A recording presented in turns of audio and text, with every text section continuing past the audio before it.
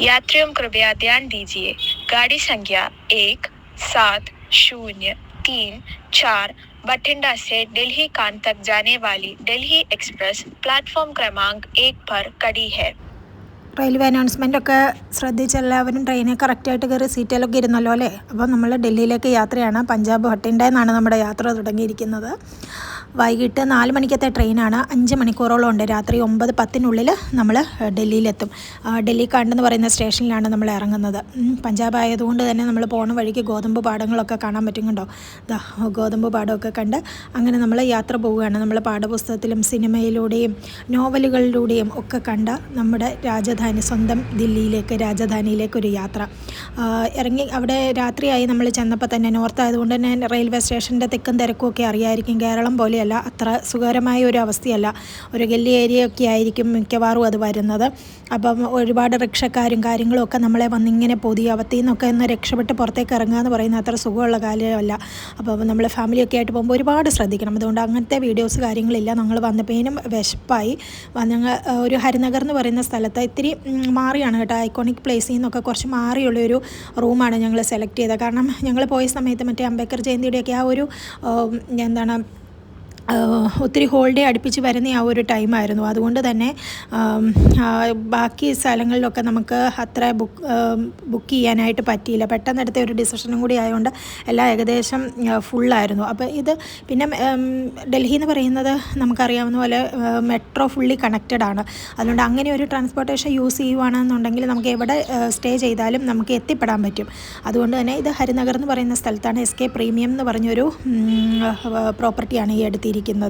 ആ ഹോട്ടൽ അത്യാവശ്യം നല്ല ഒരു നീറ്റ് ആൻഡ് വെല്ലായിട്ടുള്ള എല്ലാ അമിനിറ്റീസും ഉള്ള ഒരു റൂമായിരുന്നു കേട്ടോ. ഒരു 5000-നുള്ളിലായിരുന്നു എന്ന് തോന്നുന്നു എനിക്ക് റെൻറ്റ് വന്നിരുന്നത്, 1 ഡേ വന്നിരിക്കുന്നത്.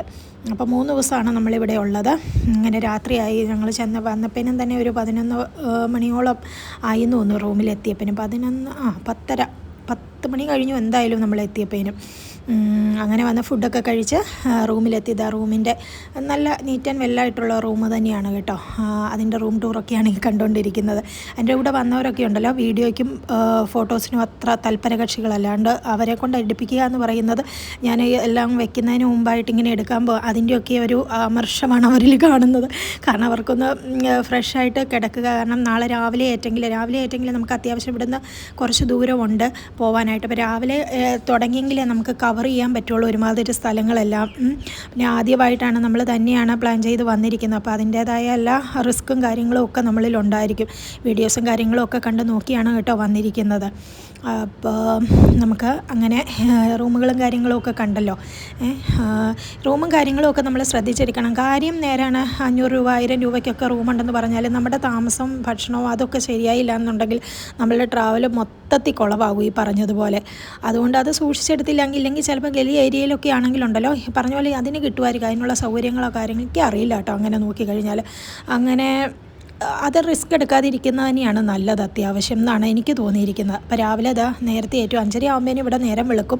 പിന്നെ വേഗം തന്നെ ഇവിടെ എന്നൊക്കെ പറഞ്ഞാൽ ഫാസ്റ്റ് ലൈഫാണല്ലോ. അപ്പോൾ ആദ്യം തന്നെ അടുത്തുള്ള മെട്രോ സ്റ്റേഷനിലേക്ക് ഞങ്ങൾ ഓട്ടോയിൽ പോവുകയാണ്. മെട്രോ ഫുള്ളി കണക്റ്റഡ് ആണ് കേട്ടോ. ഡൽഹി ഫുൾ കണക്റ്റഡ് ആണ്. നമ്മളെപ്പോലത്തെ കുഞ്ഞിപ്പുഴു പോലത്തെ മെട്രോയും അല്ല, വലിയ ഒരു ട്രെയിനിൻ്റെ പകുതിയോളം വരുന്ന വലിയ മെട്രോയാണ്. ഫുള്ള് ഗ്രീനറി കേട്ടോ. നമ്മൾ പോകുന്ന വഴിയൊക്കെ ഫുള്ള് ഈ നമ്മൾ കേരളത്തിൽ മരങ്ങൾ കുറവല്ലേ, ഉണ്ടായിരുന്ന മരങ്ങളെല്ലാം വെട്ടി നശിപ്പിച്ചാണ് നമ്മൾ ബാക്കി ഡെവലപ്മെൻറ്റ്സ് കാര്യങ്ങളൊക്കെ ചെയ്യുന്നത്. പക്ഷേ ഉണ്ടല്ലോ നോർത്തിലേക്ക് എന്ത് മരങ്ങളാണെന്നറിയാം. ഫുള്ള് നമ്മൾ പോകുന്ന എത്ര വലിയ ഡെവലപ്പ് ഏരിയ ആണെങ്കിൽ പോലും ഫുൾ മരങ്ങളാണ്. ഈ മെട്രോയുടെയൊക്കെ അകത്തൂടെ വരെ മരങ്ങളുണ്ടെന്ന രീതിയിലാണ് ചില സ്ഥലങ്ങളിലൊക്കെ ചെയ്തു വെച്ചിരിക്കുന്നത്.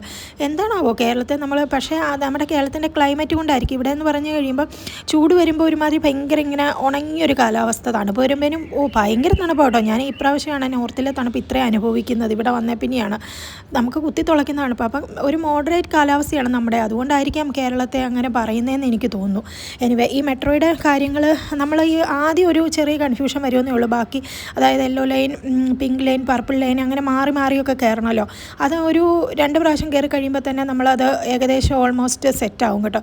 അതിന് വേണ്ടിയിട്ട് ഞാൻ വേറൊരു വീഡിയോ ഇടാം. അപ്പോൾ നമ്മൾ ഡൽഹി വരുന്നുണ്ടെങ്കിൽ ഇത് നല്ലൊരു ട്രാൻസ്പോർട്ടേഷൻ ഇത് തന്നെയാണ്. എക്കണോമിക്കലി അത്യാവശ്യം നല്ല രീതിയിൽ ഈ ക്യാബും കാര്യങ്ങളും ഒക്കെ എടുത്തുകൊണ്ട് പോകുന്നതിനേക്കാളും ഫുൾ കണക്റ്റഡ് ആയതുകൊണ്ട് ഇത് തന്നെ യൂസ് ചെയ്യുന്നതാണ് നല്ലത്. പിന്നെ ബാക്കി ഈ ടുക്ക് ചെറിയ ഷെയർഡ് ഓട്ടോസൊക്കെ ആണെങ്കിലുണ്ടല്ലോ പെർ ഹെഡ് നമുക്കൊരു 20-50 രൂപ വരെയൊക്കെ, അത്രയൊന്നും വരില്ല ഈ മെട്രോയിൽ നിന്ന് ഇറങ്ങിക്കഴിഞ്ഞ് കഴിഞ്ഞാൽ. പിന്നെ ഇറങ്ങുന്ന ഒരു ഏരിയ ഒക്കെ ഇച്ചിരി കുറച്ച് തെക്കും തിരക്കും കാര്യങ്ങളും സാധാരണ ആൾക്കാരും കാര്യങ്ങളും ഒക്കെ ആയിരിക്കും. നോർത്തിലേക്ക് കുറച്ചുകൂടി ഒരു റൂഡായിരിക്കും ആൾക്കാരൊക്കെ ഈ പറഞ്ഞതുപോലെ. അങ്ങനെയുള്ള ബുദ്ധിമുട്ടുകൾ കാര്യങ്ങളൊക്കെ ഉണ്ടാകും. പിന്നെ ചൂടാണെങ്കിൽ ഭയങ്കര ചൂടും കാര്യങ്ങളും ഒക്കെ ആയിരിക്കും. എനിവേ അതൊക്കെയല്ലേ നമ്മുടെ ഒരു യാത്രയുടെ, ഇങ്ങനെയൊക്കെയാണ് നമ്മുടെ ഇന്ത്യ, ഇൻക്രെഡിബിൾ ഇന്ത്യ എന്ന് പറയുന്നത് പോലെ. അതൊക്കെ ആസ്വദിച്ച് ഒന്നും ഇല്ലല്ലോ, നമ്മൾ ഇതൊക്കെ ഒന്ന് ആസ്വദിച്ചും കണ്ടുമൊക്കെ ആ ഒരു രീതിയിലെടുത്ത് യാത്ര ചെയ്യുവാണെങ്കിൽ അങ്ങനെ യാത്ര ചെയ്യുക. അല്ലാത്ത രീതിയിലാണ് യാത്ര ചെയ്യാൻ ഇഷ്ടപ്പെടുന്നതെങ്കിൽ അങ്ങനെ ചെയ്യുക. അപ്പോൾ അതാ നമ്മൾ ഇങ്ങനെ കേട്ടും കണ്ടും ഒക്കെ മാത്രം പരിചയമുള്ളത് നമ്മുടെ കൺമുന്നിൽ റെഡ് ഫോർട്ട്. ആദ്യം റെഡ് ഫോർട്ടിലേക്കാണ് പോയത്. ഇവിടെയൊക്കെ നമ്മൾ ഈ പ്രധാന മൊനുമെൻറ്റ്സിൻ്റെ ഒക്കെ സമയവും ഇതുമൊക്കെ വെച്ചിട്ട് ഓൺലൈനിൽ നമുക്ക് ബുക്ക് ചെയ്യാൻ പറ്റും. അങ്ങനെ എടുക്കുന്ന കേട്ടോ ഏറ്റവും ബെറ്റർ. കാരണം ഇവിടെ വന്നു കഴിയുമ്പോഴും ഭയങ്കര തിരക്കായിരിക്കും, അതിൽ തന്നെ സമയം കുറേ നഷ്ടപ്പെടും. അതുകൊണ്ട് അതൊക്കെ ഓൺലൈനിൽ എടുക്കുക.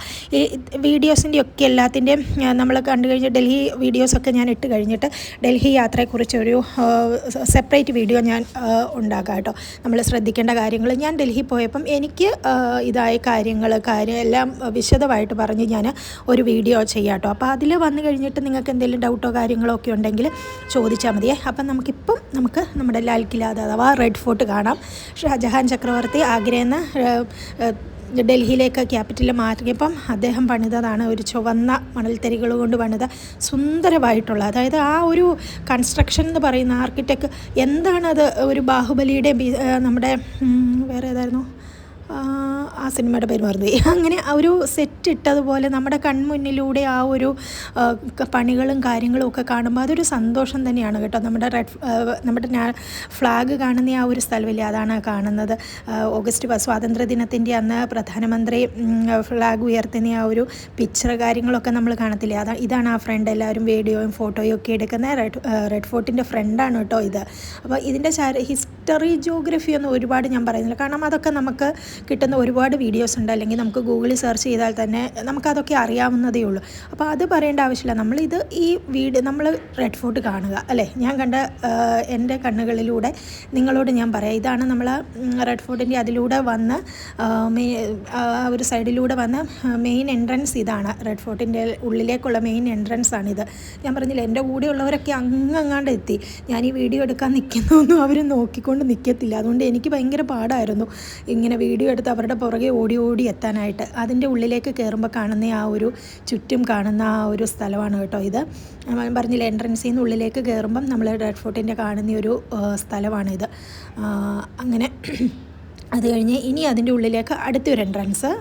ഇവിടെയാണ് കടകളും കാര്യങ്ങളും ഒക്കെ ചുറ്റും അപ്പുറം ഇപ്പുറയൊക്കെ ആയിട്ട് നിറച്ച് കടകളും കാര്യങ്ങളും ഒക്കെ ഉണ്ട്. അത്യാവശ്യം വലിയ കത്തിയാണോ എന്ന് ചോദിച്ചാൽ അത്ര വലിയ കത്തിയൊന്നുമല്ല.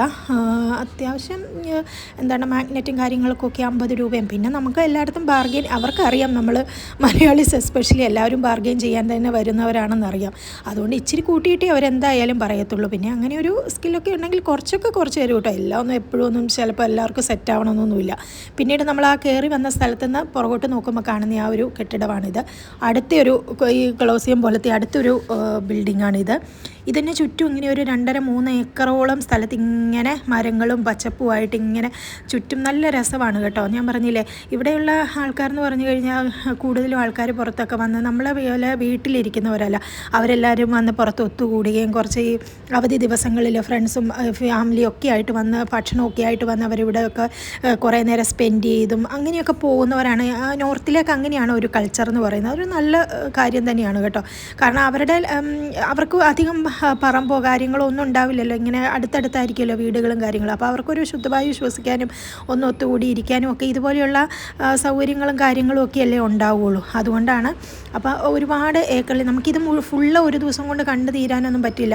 അതായത് ഇല്ലെങ്കിൽ ഒരു ദിവസം റെഡ് ഫോർട്ട് തന്നെ കാണേണ്ടി വരും അത്രയും നടന്ന്. നമുക്ക് ആ കപ്പാസിറ്റി ഒന്നും കാണുമല്ലോ. ഒന്നാമത് ചൂടാണ്, നമുക്ക് പരിചയമുള്ള ചൂടും കാലാവസ്ഥയൊന്നും അല്ലല്ലോ. നല്ല ചൂടാണ്. നല്ല ആ ഒരു ഫുള്ളൊന്നും കാണാൻ പറ്റില്ല, പ്രധാനപ്പെട്ട ഭാഗങ്ങളൊക്കെ നമുക്ക് കാണാം. ഇത് ഇവിടുത്തെ ക്യാൻറ്റീനാണ് കേട്ടോ. രാവിലെ ബ്രേക്ക്ഫാസ്റ്റ് കഴിക്കാതെയാണ് ഞങ്ങൾ പോകുന്നത്, കാരണം ഞങ്ങൾ താമസിച്ചിടത്ത് അത്യാവശ്യം എക്സ്പെൻസീവ് ആയിരുന്നു. അപ്പോൾ ഇവിടെ വന്ന് സാൻഡ്വിച്ച്, പിന്നെ ചെറിയ ഒരു ചായ.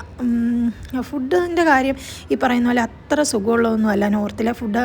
നമുക്ക് ആദ്യം ഒരു 2 പ്രാവശ്യമൊക്കെ ഇത്ര എക്സൈറ്റ്മെൻറ്റ് കൊണ്ട് കഴിക്കാലും പിന്നീട് നമ്മളത് മടുക്കും കേട്ടോ. ഞങ്ങൾക്ക് അങ്ങനെയാണ് ഫീൽ ചെയ്തത്, എല്ലാവർക്കും അങ്ങനെയാണോ എന്നറിയില്ല. മസാലകൾ, കാര്യങ്ങൾ, ആ ഒരു ഇൻറ്റൻസിറ്റിയും കാര്യങ്ങളും ഒക്കെ എല്ലാം വ്യത്യാസമാണത്. ആദ്യം നമ്മൾ പറഞ്ഞില്ലേ, ആദ്യം നമുക്ക് ആ ഒരു സന്തോഷവും കാര്യങ്ങളും ഒക്കെ കാണും, പിന്നീട് പതുക്കെ നമ്മൾ കഴിച്ച് ശീലിച്ച ആ ഒരു ടേസ്റ്റിൽ നിന്ന് മാറിക്കഴിയുമ്പോൾ കുറേ പ്രാവശ്യങ്ങൾ 2 നേരം ബർഗറും ബ്രെഡും ഒക്കെ കഴിച്ച് കഴിയും, 3ാമത്തെ നേരം നമുക്ക് കഞ്ഞിയും പയറും വേണമെന്ന അവസ്ഥയിലെത്തും. ഇതൊരു വെള്ള മണൽ കൊണ്ട് നിർമ്മിച്ച കെട്ടിടങ്ങളാണ് കേട്ടോ. റെഡ് ഫോർട്ടിൻ്റെ പുറകിലായിട്ട് ഇങ്ങനെ ആ വെള്ള ഒരു ഇതുകൊണ്ട് ഇതതിൻ്റെ പുറത്തിറങ്ങിയിട്ടുള്ള കാഴ്ച കേട്ടോ. എന്തൊരു തിരക്കാന്ന് ചോദിച്ചാൽ സൺഡേ ആയിരുന്നു. അപ്പോൾ സൺഡേ മാർക്കറ്റും കൂടി ഉണ്ട്. അങ്ങ് ഇറങ്ങി കഴിയുമ്പോൾ നമ്മൾ ശ്രദ്ധിച്ചില്ലെങ്കിൽ അടുത്ത വണ്ടിയുടെ കൂടെ നമ്മൾ പോയിരിക്കും. അത്രമാത്രം ട്രാഫിക്കും കാര്യങ്ങളുമാണ്. പിന്നെ ആൾക്കാരാണെങ്കിലും ഇങ്ങനെ കച്ചവടക്കാരെ കാര്യങ്ങളെല്ലാവരും ജീവിക്കാൻ വേണ്ടിയുള്ള ഈ നെട്ടോട്ടത്തിനുള്ളിൽ നമ്മളെ അങ്ങോട്ട് വലിക്കും ഇങ്ങോട്ട് വലിക്കും എന്ന് വേണ്ട, നമ്മൾ നന്നായിട്ട് ശ്രദ്ധിച്ച് തന്നെ പോകണം. ഇവിടെ നിന്നാണ് ഈ ചാന്ദിനി ചൗക്ക് സ്ട്രീറ്റ് ആരംഭിക്കുന്നതെന്ന് തോന്നുന്നു. ഇത് ജമാ മസ്ജിദാണ് കേട്ടോ. അതിൻ്റെ ബാക്കി വീഡിയോസ് ഞാൻ ഷോർട്സ് ആയിട്ടാണ് എടുത്തിരിക്കുന്നത്, അത് ഞാനിടാം. കാരണം എല്ലാം കൂടി എനിക്ക് ഓടി നടന്ന് എത്തുന്നുണ്ടായിരുന്നില്ല ആരും. അവരെല്ലാവരും ഇങ്ങനെ ഫ്രണ്ടിൽ പോകും, അച്ഛനും മോളും വേഗം ഫ്രണ്ടിൽ പോകും. എനിക്കപ്പോൾ വീഡിയോ എടുത്ത് എത്തുന്നുണ്ടായിരുന്നില്ല. ഒന്നാമത് ചൂടൊക്കെ കാരണം എല്ലാവരും ആകെ മടുത്തു. നമുക്ക് വേണ്ട രീതിയിലുള്ള ഡ്രസ്സുകളോ കാര്യങ്ങളോ ഭക്ഷണങ്ങളോ ഒക്കെ കിട്ടാൻ ഇത്തിരി പാടാണ്. അവരുടെ ആ ഒരു ടേസ്റ്റും കാര്യങ്ങളും ഒക്കെ ആയിരിക്കുന്നത്. അത് എല്ലാവർക്കും ചിലപ്പോൾ പിടിക്കണം എന്നൊന്നുമില്ല. നമ്മൾ ഈ ചൂടും കൂടി ആയിരിക്കുമ്പോൾ ആ ഒരു ഫുഡൊക്കെ കഴിക്കുമ്പോൾ നമ്മുടെ വയറ്റിന് പിടിക്കണം എന്നൊന്നുമില്ല കേട്ടോ. ലസ്സിയും കുൽഫി അതുപോലെയുള്ള സാധനങ്ങളൊക്കെ ആണെങ്കിലും 2 കഴിച്ച് ജിലേബിയൊക്കെ കഴിച്ച് കഴിയുമ്പോൾ നമ്മൾ പെട്ടെന്ന് ഇങ്ങനെ ടയേർഡാകും. പിന്നെ ഈ ചൂടൊക്കെ കാണാൻ അത് ശരിക്കും ഞങ്ങൾ ആ ചാന്ദിനി ചൗക്കിൽ ആ ഒരു ടൈമിൽ പോയത് ശരിക്കും മടുത്തു പോയി കേട്ടോ. അപ്പോൾ അടുത്ത കാഴ്ചകൾ നമുക്ക് അടുത്ത വീഡിയോയിൽ വരാവേ.